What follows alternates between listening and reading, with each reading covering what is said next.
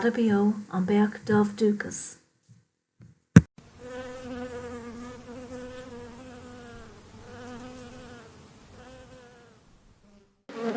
The history of beekeeping in Ireland. The history of beekeeping in Ireland, as with in many cultures, goes back a long way. Both honeybees and beekeeping were an important part of Irish society. Bees were kept in the gardens of monasteries and of abbeys, and honey, wax and mead were valuable commodities back in ancient Ireland. Honey was used for the brewing of mead, a drink served in both monasteries and at the tables of kings across the land. Likewise, beeswax was in high demand for candle making. For this reason, tributes of hives stocked with bees were made to the tribal kings across Ireland. Wild honey would have been collected from cavities in trees, and early hives that looked like straw baskets turned upside down were called skeps. There is documentation that before the use of skeps in the 6th century, log hives were in use, a reference of which can be found in our ancient Breton laws.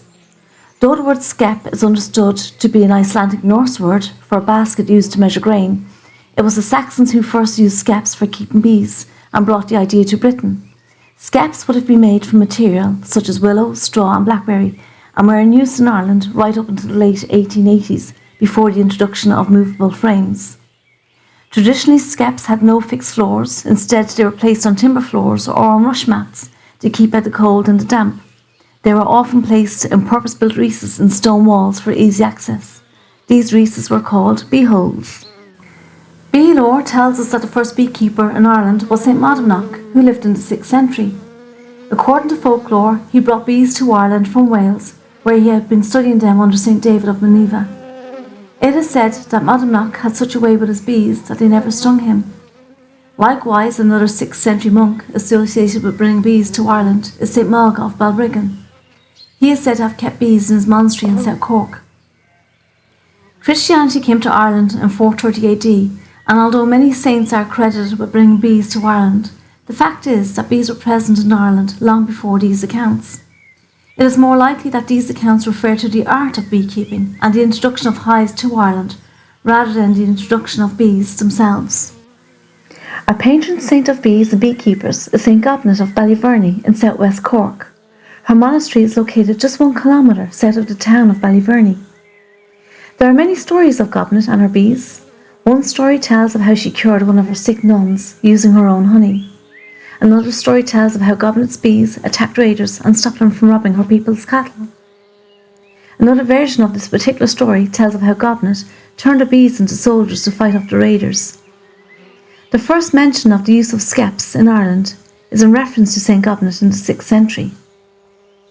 Another patron saint of bees is St. Ambrose of Milan, who lived in the 4th century.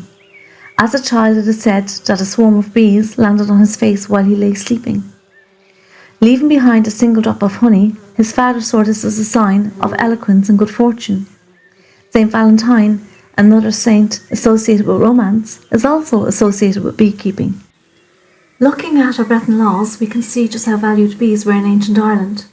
The Bac Bretha, or our bee judgments written in the 7th and 8th century, gives many accounts of the laws around beekeeping. There are 22 pages dedicated to these laws and include 55 judgments giving details in areas involving swarms, nests, hives and honey, as well as the rights of parties involved.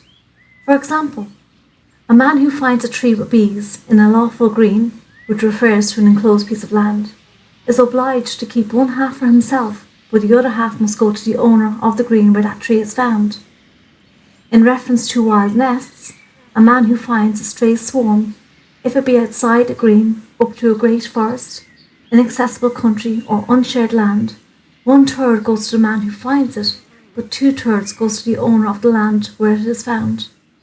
Evidence of communal apiaries can also be found in these laws.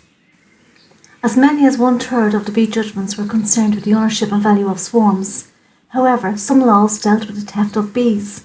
In general, bees on enclosed land were given greater legal protection than those on unenclosed land, and bees stolen from a garden or a courtyard incurred equal penalties with compensation of household goods. An example of this is given in a judgment in an Irish legal commentary dating from the 1100s, dealing with accidental injury to bees. It referred to 3 hen offences in a farmyard, the soft swallowing of bees. The owner of the bee-eating hens was fined and the payment used to recompensate the beekeeper. Such behaviour by hens is not unusual, even in today's society. In Turkey, chicks of common domestic poultry are trained to eat wasps as a method of wasp control in apiaries. Returning to our backbretters for more bee-related stories, we are told of Conall, the One-Eyed, who had been king of Tara but lost his kingship when he was stung in the eye by a bee. He was blinded and blemished and lost his title, as it was taboo for a king to be maimed in any shape or form. While there are a number of judgments relating to the blaming of bees that stung a person, bees were held without blame if they stung a person whilst being robbed.